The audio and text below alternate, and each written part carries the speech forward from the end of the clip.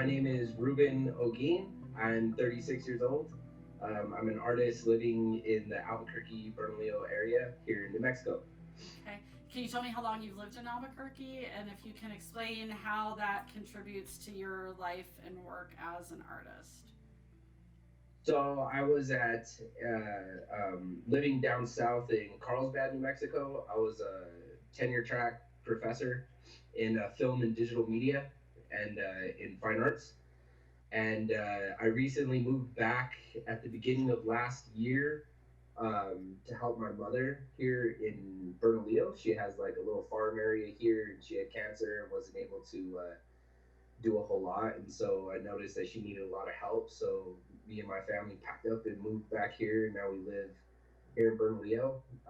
This housing area that we live here was a farm that my great grandfather bought in 1886. And so we sort of, this farm area here has been ours for over 100 years.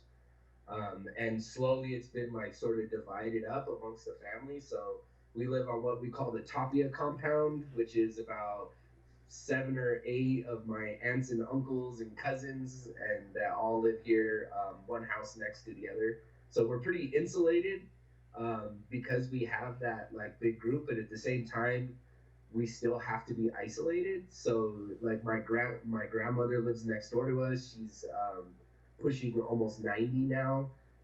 She's got a lot of medical conditions, and so I'm helping take care of my mom, and my whole family's trying to help take care of my grandmother. And but at the same time, like she's the most vulnerable person in the compound, so we all sort of have to stay away from her, but still help her at the same time, which is really difficult because she can't do a lot of things for herself. And so it's just been really interesting trying to navigate this whole situation. It is helpful to be around family because we have a really good, support system here, which is really helpful. I'm married. I have 2 children. I got a 4-year-old and a 6-year-old. My 4-year-old was supposed to be going to preschool this year, and next year he'll be going to kindergarten. My daughter, oh no, sorry, I didn't get that backwards. My son was supposed to start Head Start, and next year he's supposed to be going to pre-K. And my daughter is in kindergarten, and next year she's going to be going into first grade. So, we were used to having them both sort of go away till about 3 o'clock, and then I work.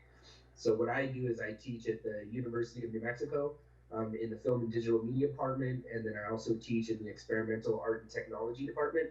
I have a contract-based job as the lab manager there at the university as well, managing their 3D printing lab and their laser cutting lab and their technology lab in the arts program. And all of that's kind of upside down. Have you interviewed any teachers yet so far? I'm going to. I interviewed a couple students this morning. So, but yeah, Yeah. I definitely So want to hear about that because that needs to go on record. That's maybe for yeah, posterity. There will be some lessons. it was pretty interesting. When we went into spring break, going into spring break, we had just a normal class. Everything was happening just like normal. I had my students turn in their midterm projects right before we went into spring break. And then, the first week of spring break, they told us that we weren't coming back until we were going to have 3 weeks off, and we didn't really know what that was going to look like. At first, it was a week off, and then we were going to be coming back in a limited sort of standpoint, depending on if the class wanted to come back early or not, or we could come back in 3 weeks out of spring break. So we'd have a 3 week long spring break. And then at the end of the week, it turned into we're not coming back in an early standpoint, and all the classes are coming back in 3 weeks. And then, it was just one of these things where it was like every couple days, everything was changing. And so as a professor, I jumped on right away, and I'm like, okay, we got 3 weeks. Let me see what I can do with this. We'll figure out what we can do when we come back. And then, it was just this constantly evolving thing. And so as a professor, I was teaching 2 sections of 40 students and one section class of about 8 students. And so, there's a lot of work trying to manage a class with that many students. And so I just figured we would just shorten everything. We'd come back, we'd start like normal, and I just make the, assignments a little less involved due to the constrained time frame. But then when we got back to school, around the time a week before we were supposed to come back, the university said, no, we're going fully online, and now you all have to create online classes for all of your students. And so, we had about a week and a half to try to put an entire, month and a half's worth of work into an online class. And then, sort of, the requirements of the students started to change. They said, okay, well, you can do this credit, no credit. Students with scholarships, you're not going to be affected if you drop classes. All students aren't going to be affected if they have to drop classes. And so there's been a lot of sort of communication, which has been great. But at the same time, there's been a lot of communication, meaning that you have to constantly be updating what you in your mind know is going to be happening here in the future.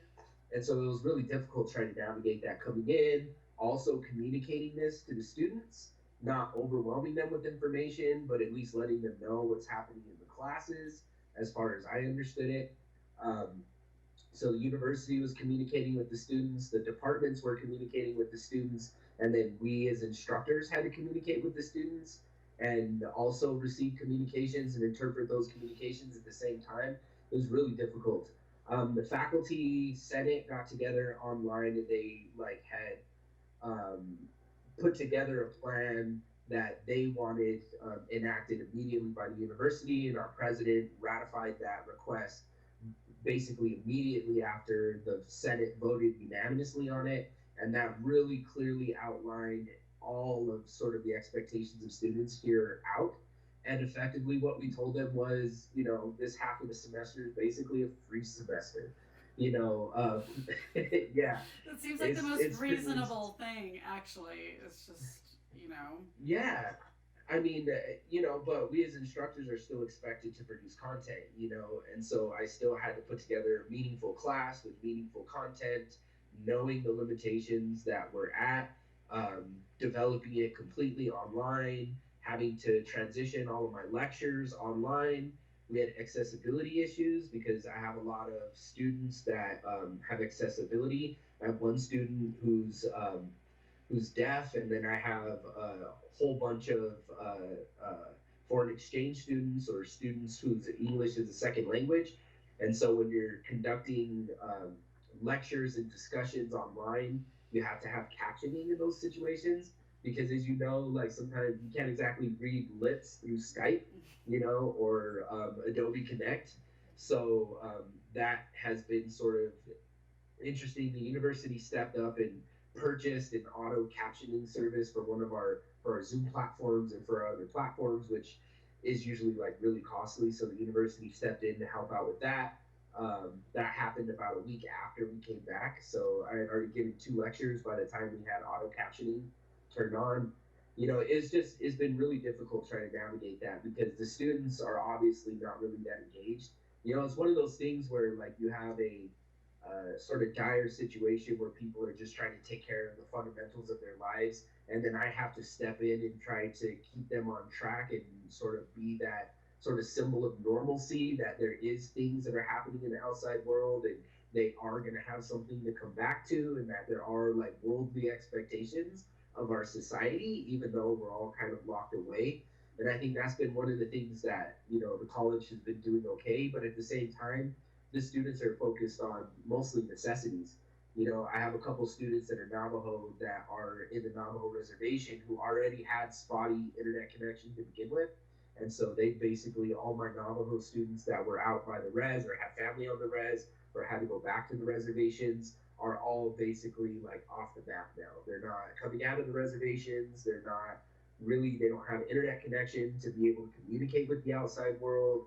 Cell phones are in some of those areas, their signals are non-existent. They have to travel 10, 20 miles to find the internet signal. So I have one student who takes her laptop to Walmart and logs into the Walmart Wi-Fi in order to attend my class from her car, right? So understanding that that's the situation that my students are going through, I still have to produce content relative to the class. And we basically gone into credit, no credit situation, meaning if you just try to engage with the class, they're pretty much going to get a grade. And if they're completely disengaged or don't drop the class, then they're going to get may or may not get credit for the class, right? So it's really kind of difficult to manage in that situation. And I got um, almost 90 students that I have to keep track of, and roughly half of those students haven't communicated with me at all, and I haven't been able to communicate with them since we got back. So there's nothing I can do about that, right? Like they haven't dropped my class, they haven't communicated with me via email. When it comes time for grading, we're still trying to get advice on what to do with that situation. Yeah, the university created a platform for us to be able to report students that haven't communicated with us.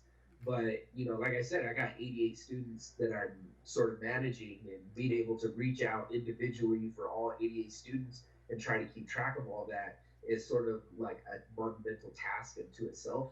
And then trying to engage with and keep up with classes at home is also difficult. So then, that takes me back to where I'm at here in my house, where, I've had to convert my office in from my bedroom. So I started out with, I had an office that was in the den, but the den is sort of like a traffic throughput with my kids. And so it was impossible. If my kids see daddy, they want to play with me, right? Like they want my attention. My daughter scrapes her knee. It's daddy, daddy. I have to take care of them. Even if my wife is there and she's doing an amazing job, um, she was able. Her job gave her off until June, and so she has completely paid leave. She works for Starbucks, and so they gave her off through June. She has full paid leave at her normal hours through then, because we live in sort of this area where we have a lot of my grandmother's immunocompromised, my mother's immunocompromised. So her work was just like, you got kids, immunocompromised, just stay home. So she's been able to stay home and watch the kids. But if my office is in the middle of the hallway, then they're obviously not going to be able to leave me alone. They're 4 and 6 years old. You can't expect them to. So I had to move my office into my bedroom, which also produces, difficulties as well. So this whole situation has just been like one compromise on top of another. We're all just sort of stacking books on top of each other to hold up the television. You know what I mean? Like that's kind of what's going on. So we are in this situation where I still have to like maintain work, and I'm an adjunct professor, so I'm basically term appointment. It's based off of enrollment and class offerings, and right now the university is planning on going back to school as normal in the fall. They haven't told us that we're going fully online or not, and we haven't really been communicated with that. So I'm going into this assuming that I'm going to be teaching, 4 classes next semester. I don't know if that's actually going to happen or not. And once my pay ends here in May, so because I'm part time faculty, I get a full paycheck in April, and then I get a half paycheck in May. And outside of that, in the summer, I usually do art outreach. I work with Escuela del Sol at the Harwood Art Institute, and I usually teach summer art classes there. So I had been planning on teaching some summer art classes from my communications with Harwood. They're not going to be having any of those physical art classes this summer. So all of those sort of summer art opportunities that I had are basically gone. So we're expecting that we're going to be living off of um, just whatever I have saved up in my savings account over the summer. So, I did a couple art projects at the beginning of the year. I had a couple shows. I made a little bit of money, and we sort of put that away. I still have to file like my business taxes, and so I'm going to have to pay some business taxes as well. So some of that money that I have saved away for my business accounts, those are pretty much going to like dry up because I don't have any other business income coming in because all of my art shows have been canceled.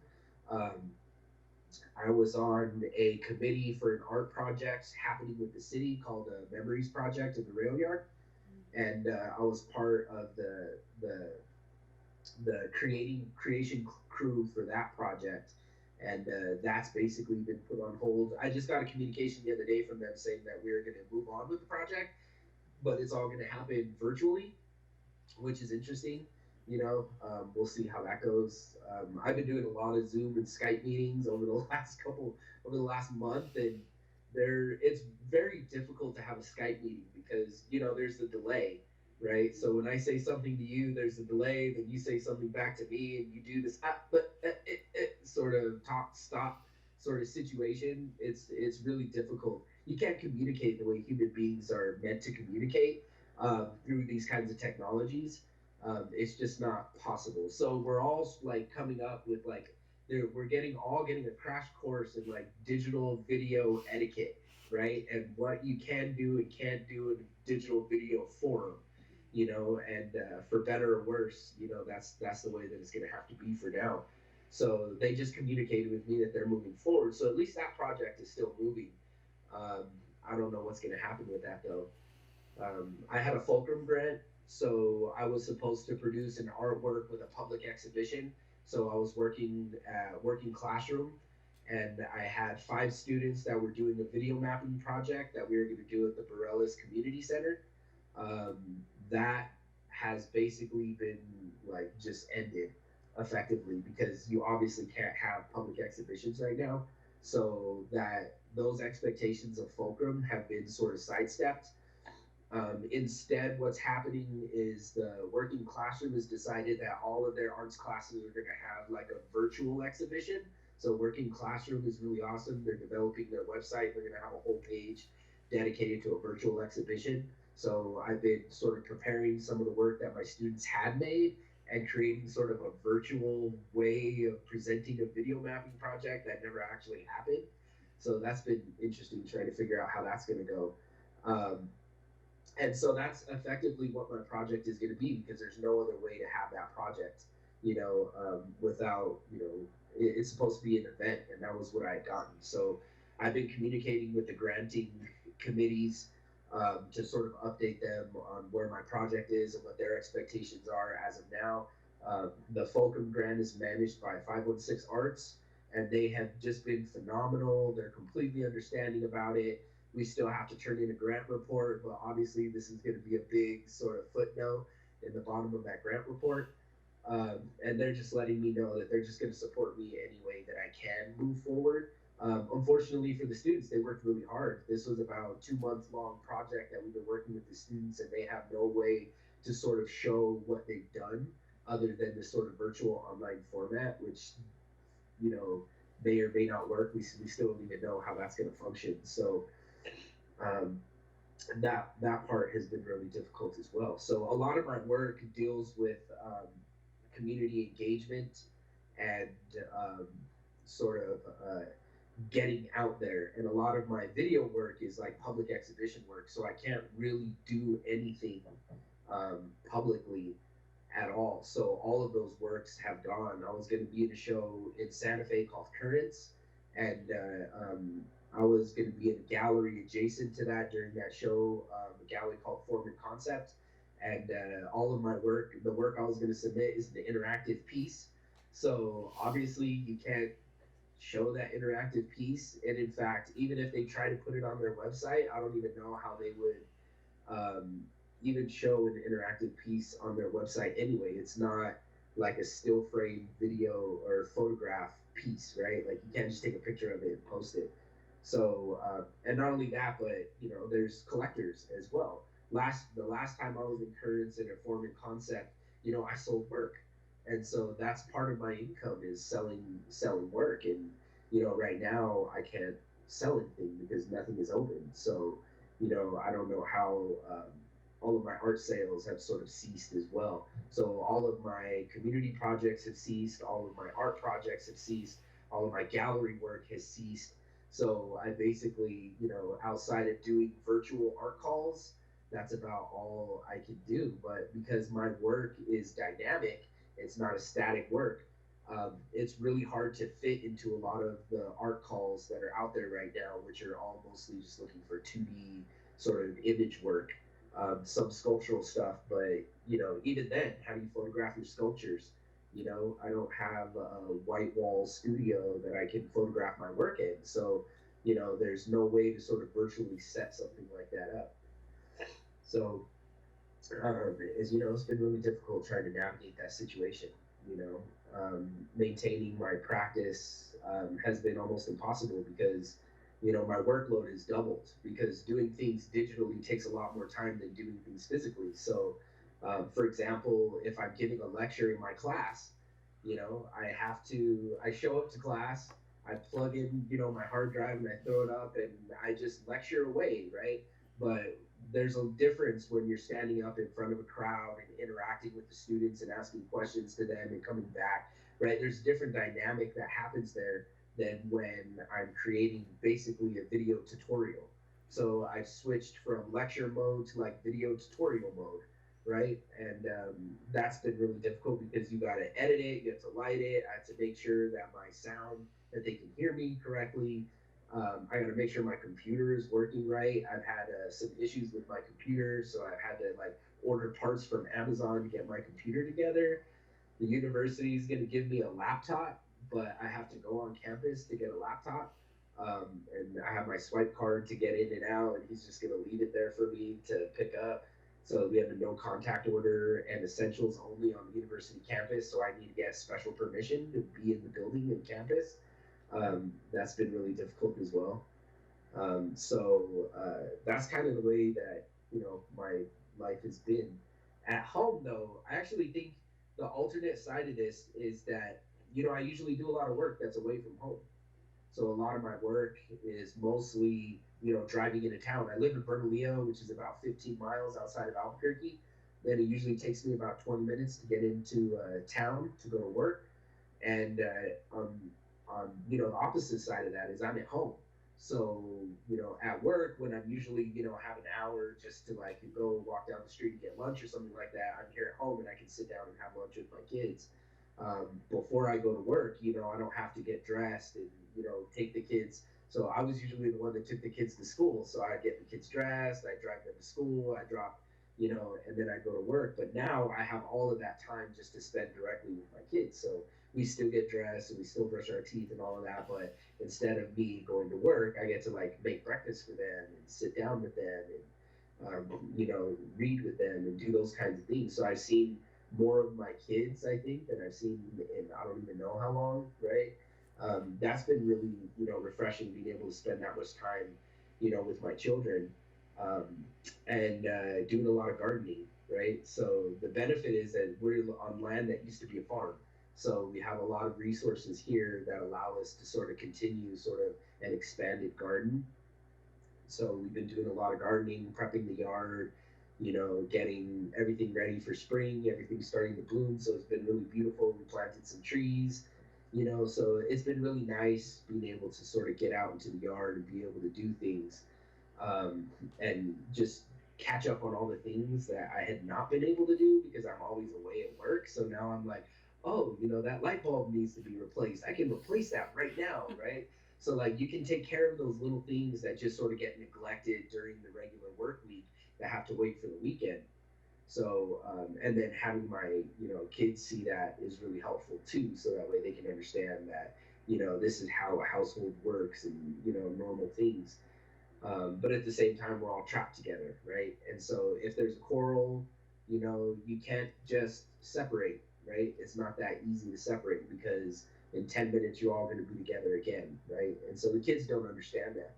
So when kids have like a little fight, you would usually just separate them, right? Or my daughter would be in a different class than my son, and so they didn't see each other all day. And now my children are together 24 hours a day.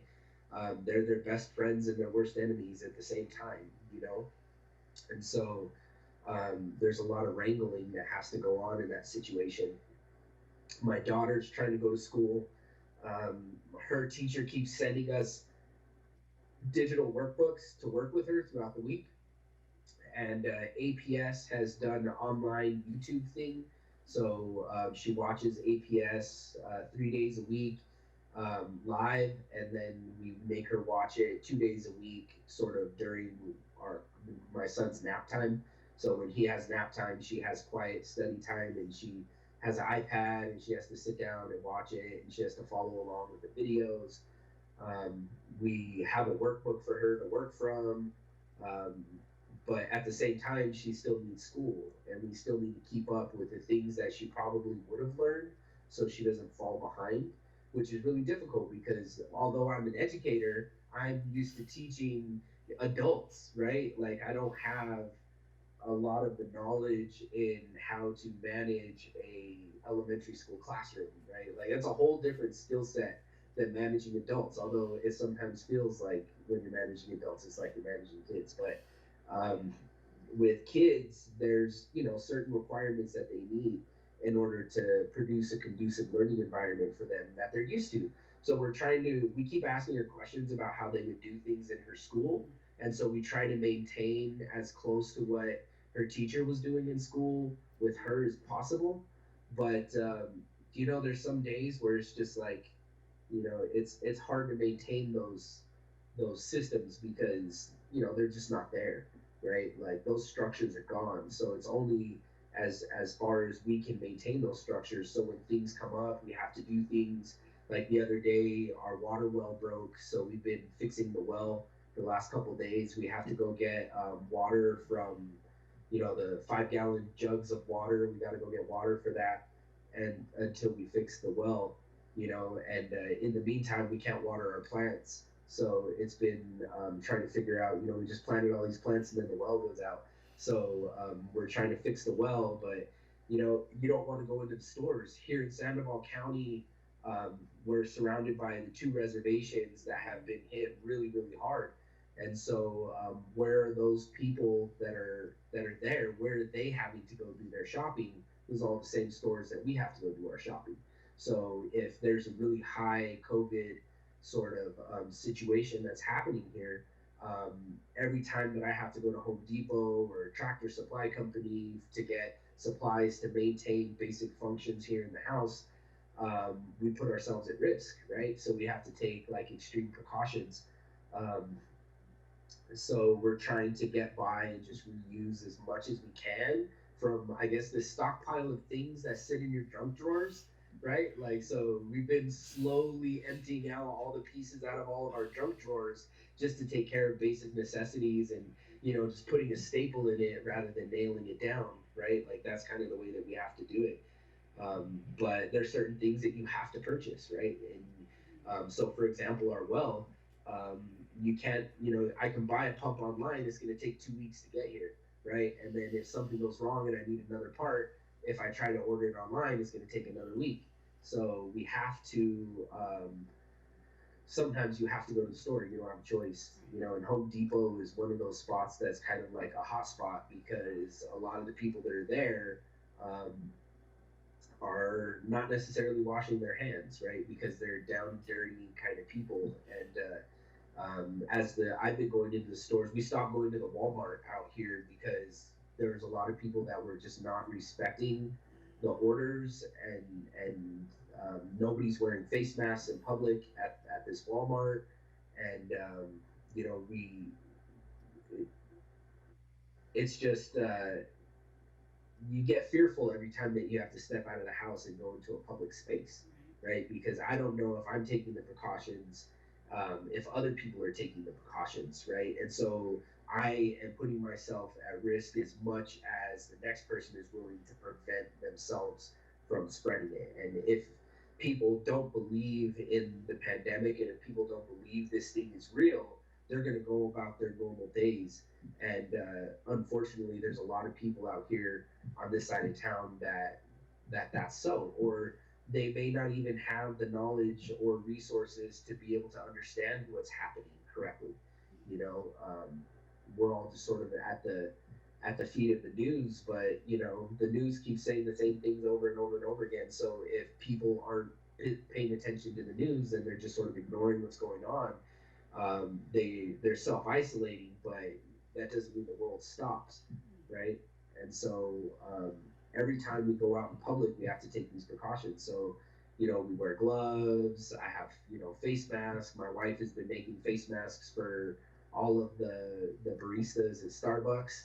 So she's been like gutting all her old aprons and making masks out of them. We tried to go to the store to buy fabric, but the fabric was gone. All of the sewing supplies was gone. All of the elastic was gone. So we tried ordering it online. She ordered elastic online, and it took 3 weeks to get here. So maintain basic things. So what we wound up having to do was like take the elastic bands out of my son's underwear, and we've been making masks with things like that, right? Like Right. just retrofitting things the best that Right. we can. Um, Clothes, right? It's summer, our kids just sprouted, we can't get clothes on them, so my wife pulled out the sewing machine and we're cutting all the pants and turning them into shorts. Right. We're just trying to get back. The good thing is that my wife is pretty handy. I can get through most of the technology stuff that sort of helps us stay communicating and connecting with the outside world.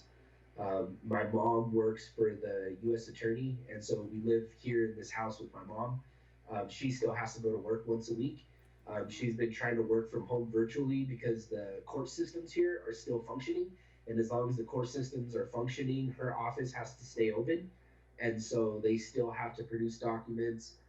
They're trying to do as much digitally as they can, but there's some things that can't really be done digitally. So my mom still has to go into town and work downtown once a week. She has to go in and she's a supervisor, so she still has to manage other people virtually as well. And internet isn't great just in general, especially when everybody's on the internet. So one of the first things we did when this whole pandemic hit and we knew we were going to be here a while was we had to like start paying for more internet. So we had to up our tier of internet, um, which was, we kept getting a limit. We have Comcast or Xfinity Mm-hmm. internet, and they limit your maximum data that you can have. So, because I do digital media and I'm constantly Right. uploading like large video files to Right. Dropbox, we kept hitting that limit every month. And then now that I'm downloading and interacting with all my student video work and all my student video projects, I'm downloading all of this work now as well. And so we hit our limit within the first week out coming into the pandemic. Oh And my so I had to up my internet. So now we pay almost $50 a month more for internet, so that way we can have the unlimited data plan that Xfinity has. And so, God. You need to get yeah, they something were other limiting. than. You need to get Sorry, you need to get CenturyLink or something. where we're at here in Bernalillo, CenturyLink doesn't service They us. don't. So we have Xfinity. It's either Xfinity or we do a mobile hotspot. Those are our only options here. Yeah, I know. I had CenturyLink. CenturyLink was amazing. Oh my When I was goodness. in Roswell, we had optic line, so we had like a terabyte of data, and Right. like my internet was instantaneous. It was insane. But now that I'm here in Bernalillo, like they're not exactly gonna run a data line across my grandpa's farm just to Right. give us internet. So um, cable is it. Cable is our only option. So Xfinity is what we have, and so we're kind of at the mercy of the Xfinity for internet.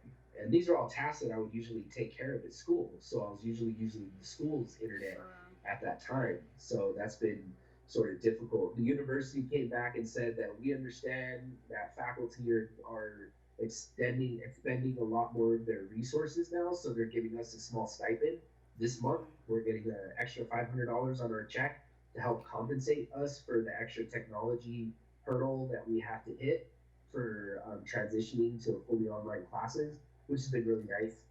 Um, so that's the way that I saw that was like, okay, we got to up our internet. Well, now we're getting that $500, so that's basically where that's going for the next, couple months, and then replacing a couple parts on my computer that sort of went out that I had to repair in order to get back online. So um, just trying to maintain communications and internet has been really difficult. This is one of those situations where, like, the net neutrality law that used to be enacted would have been really helpful. If we had net neutrality, Right. then Xfinity couldn't limit data. Exactly. Right. But when the Trump administration took away net neutrality from the FCC, then all of a sudden the internet companies could start limiting data however they wanted. So we were getting really great streaming on our Netflix, But when I tried to go online and start downloading and looking at things through UNM, it was like we had no internet at all. Like it was super slow. We couldn't get through. My connection was constantly timing out. Um, but then, we'd go in the other room and turn on Netflix, and we had like streaming was really good. And that's part of that net neutrality issue is that Netflix pays extra money to Xfinity in order to get data priority for its customers. So if you're using other services that don't have that, then you're sort of at the mercy of the internet company and what kind of data they're allowing through. So those are some of the issues that we've kind of been running into um, as far as internet has been going, because it's at this point with so many people online, internet is basically a utility, right? Like the only way that we can function and engage with the world is through the internet. And if the internet is privatized, like then it's impossible to maintain those services, right? So for because like gas and electric are run, they're still private companies that run them. They're maintained and regulated by the state. So the state can come in and say, okay, you can't price gouge. So the state said, okay, gas and electric company, you can't raise your rates during this crisis. But there's no thing stopping the internet companies from doing that. So immediately, one of the things that happened was all of the prices of internet went up, right? So if you're trying to, before this thing went down, we were looking at the internet, it was about $20 cheaper than when we had to sign up for internet. So they jacked up their rates because they knew they were going to be getting an influx of people that were going to either needing to upgrade their plan or get an internet plan outright if they didn't have one before. So all of the plans went up in price, and that was in real time. We watched that happen when all of the companies issued the stay-at-home order. The internet immediately got more expensive. So there's nothing regulating the companies or stopping that. So that's been sort of a limitation for a lot of my students as well. I had one student that said that they couldn't afford internet anymore because they were based off of their jobs, laid them off, and they were at home, and so now they can't afford internet. So they had to cut off their internet and they had to drop their class, or their internet was cut off and they haven't been able to communicate with me because their only means of communication is their cell phone. So whatever cell phone plan they have, they're at the mercy of the internet connection through that cell phone plan. So which doesn't, if you're trying to make video work and trying to deal with the film and digital media class with just a cell phone, it's virtually impossible.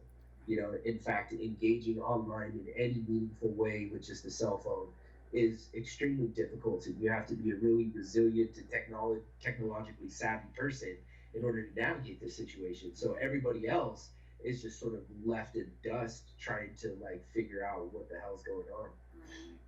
Right, right. Well, what do you covered like any question I could have even had on the page. It's like the easiest interview I've ever done.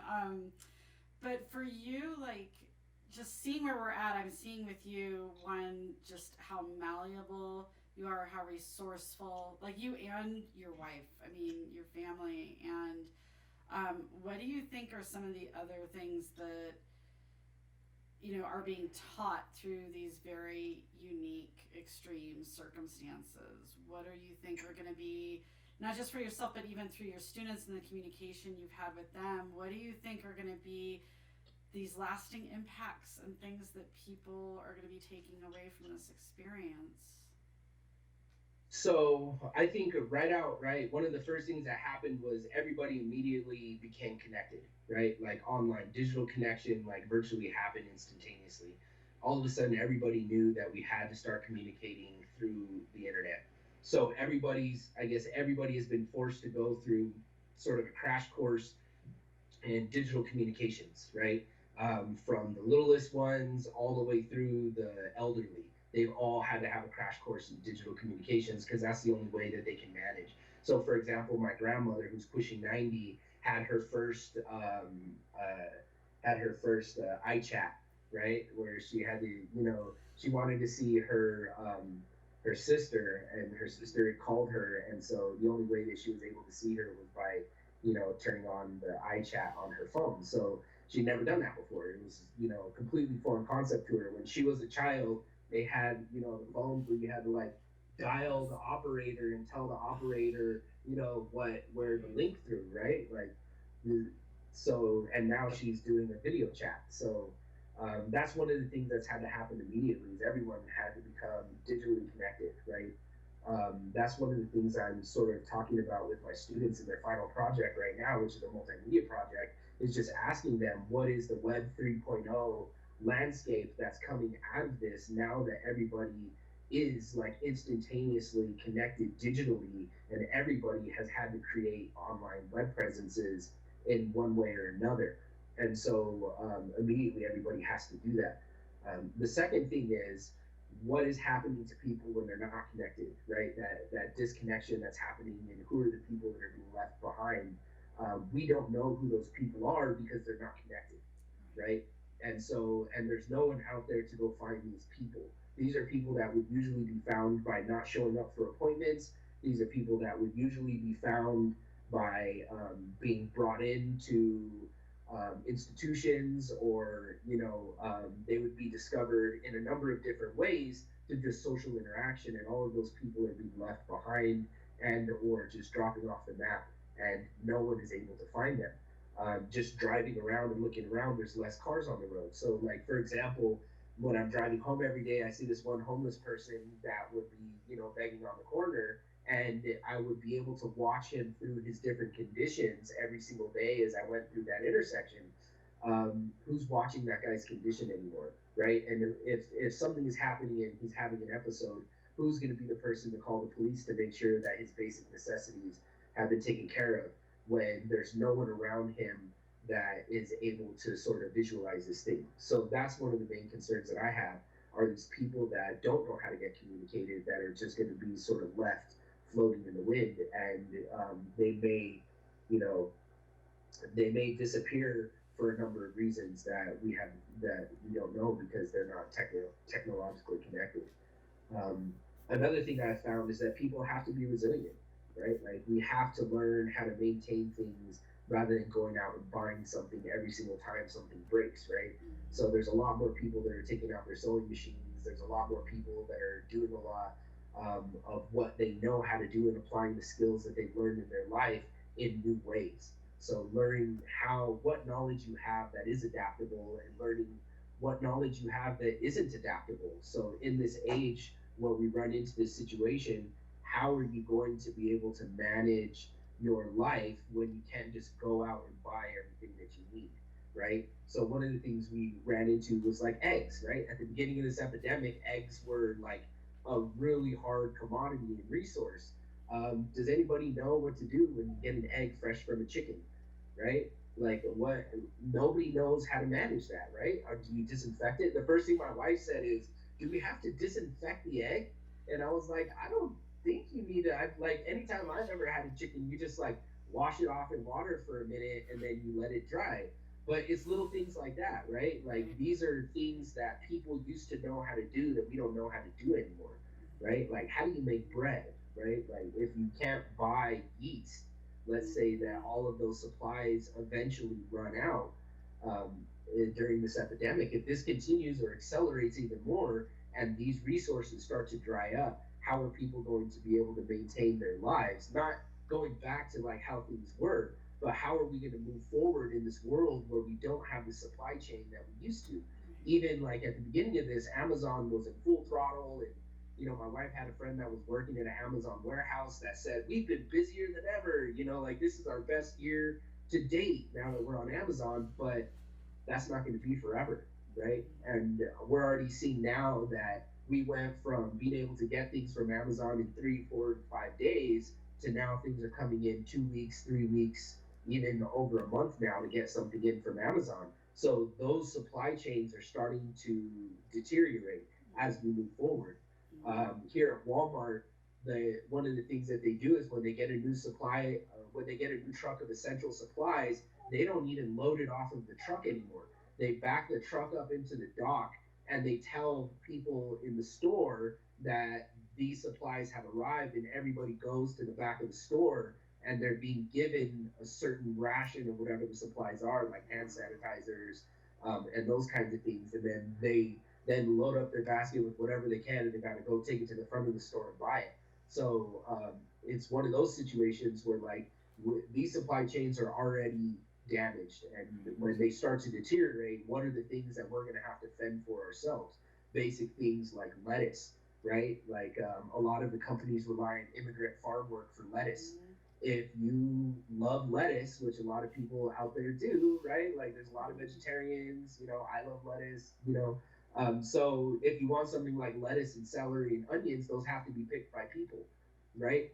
And a lot of these farms, if they're not a manufacturing, meaning that they don't have a combine or some kind of instrument that can pull these, then these crops are going to start to dissolve.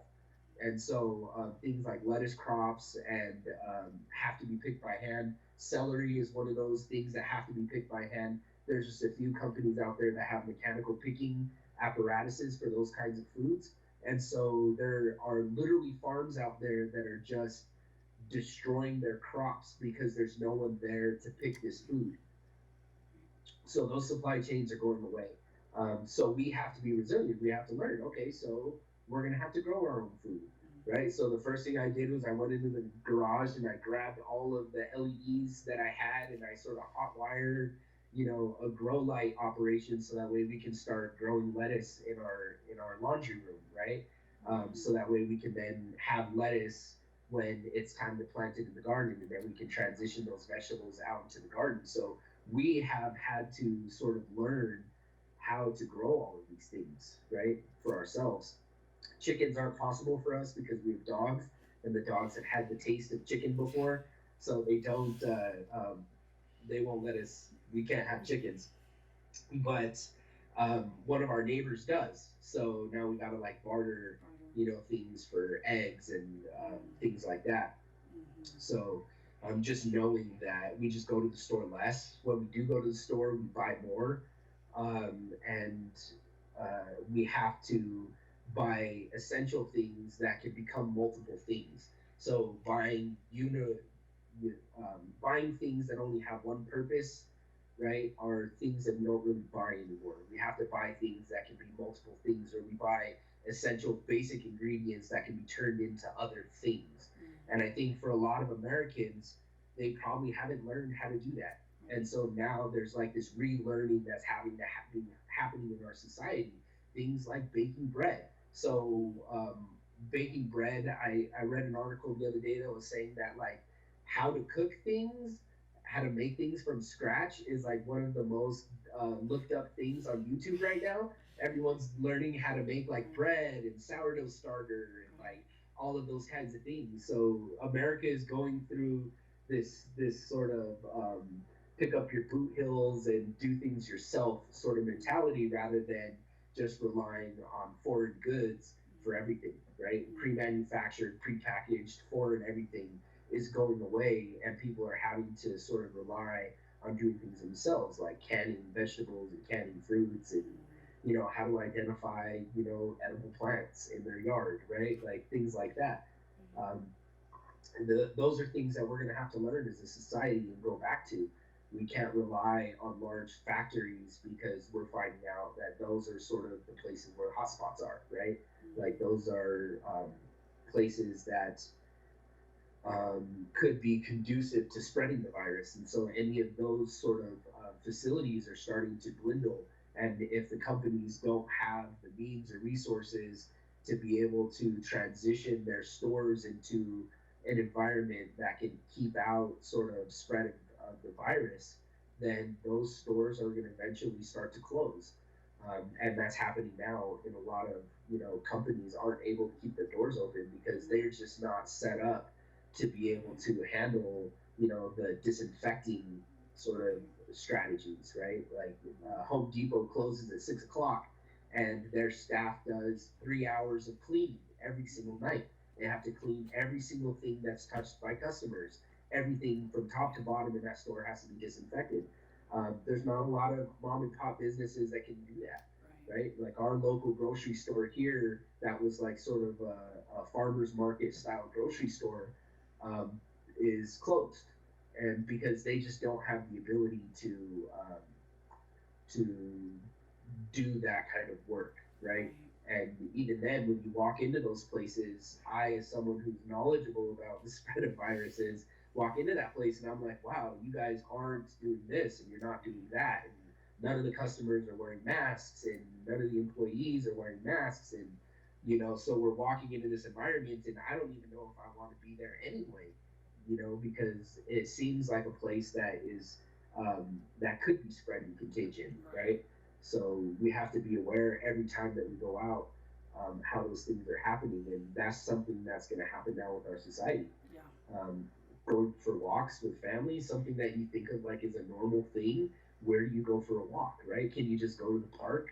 But what if someone that had the virus, spit on the concrete? The virus can live on the concrete for 2 weeks, and if you step on it, now you're tracking that virus into your car and then back into your home. Do we disinfect our shoes every time that we come back into the house, right? Like those are all questions that we need to start gearing up for, especially if, as the president says, the economy's opening up back soon. And let's say it does. Let's say the states do start to reinstitute this. We're talking another 2 or 3 years before we can go to any sort of state of normalcy. And even then, everything's going to be on a limited, sort of basis. So what are these things and what is that going to look like moving forward? And what are the steps that we can do now in our homes to sort of start building our own resources so that way we can avoid some of those pitfalls that may come in the future. Things like being able to like sustain our own food systems, right? Like we have land here, we have a well water, so we can actually like water our own plants and we don't have to rely on city, water resources in order to do that. So we're one of those lucky people where we live that we're able to have our own food subsistence here, on our own. So that was one of the first things that we did was we were like, okay, we're going to go out and we're going to start a garden. So we went through all of our old seed packs and started to think about, how we're going to maintain our food system moving forward. So that way we don't have to be dependent on going to the grocery store every single day. Because if you want fresh vegetables and fruits, you have to buy that weekly, right? And sometimes 2 or 3 times a week, you got to go to the store. But in a society where you only want to go to the store once or twice a month, you're not going to be able to eat fresh fruits and vegetables.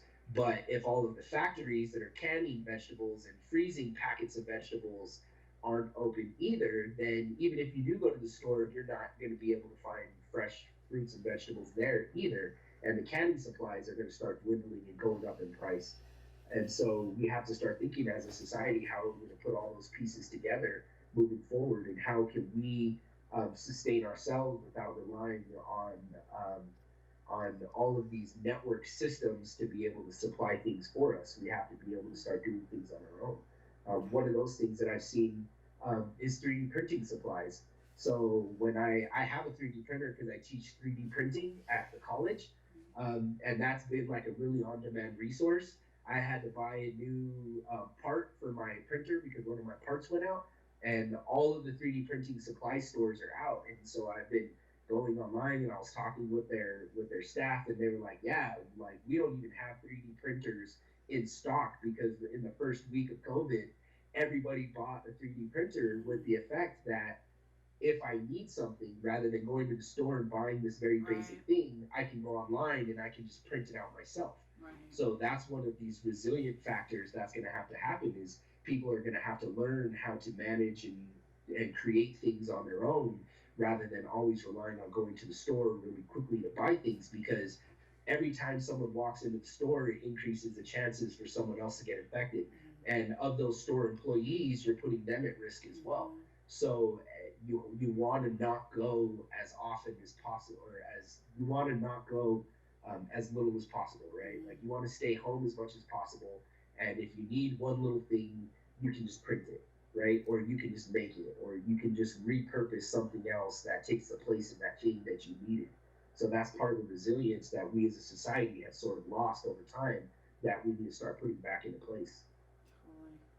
Thank you so much. I could sit and probably talk with you and ask you more and more questions, because everything you're saying is so valuable and so spot on. And I feel like I know a lot of people I've talked to just feel kind of in a cloud. There's just so many unknowns and it's hard to deconstruct all of it, but you really, and maybe it's because you've had to do it for your students and, or help explain things or, talk things through with your kids, but I just feel like you're seeing you've outlined for me and spoken to a lot of the specifics, but also looking like really big picture too.